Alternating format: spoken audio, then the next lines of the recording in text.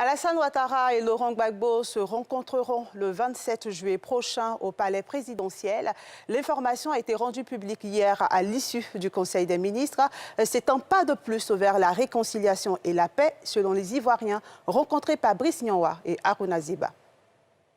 Le 27 juillet prochain, l'ex-président ivoirien Laurent Gbagbo rencontrera le président Alassane Ouattara au palais de la présidence. Annonce faite par le porte-parole du gouvernement mercredi à l'issue du Conseil des ministres.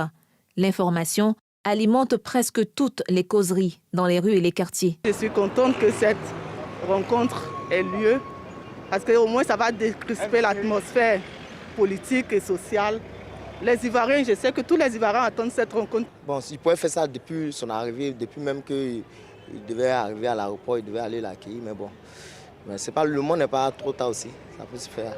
Voilà. Je ne sais pas de quoi ils vont parler, mais néanmoins, comme on va les écouter, voilà, on va savoir de quoi ils vont parler. Il faudrait aussi et surtout que cette rencontre soit l'occasion pour les leaders politiques de se pencher sur l'intérêt des Ivoiriens. Il faudrait qu'ils pensent au moins, nos leaders là, pensent au moins une fois à la population, la basse classe, les citoyens lambda. Il ne faudrait pas qu'ils mettent leur orgueil au premier plan. Ils n'ont qu'à se soucier de nous, des peines que nous subissons dans leurs désaccords, dans leurs mésententes.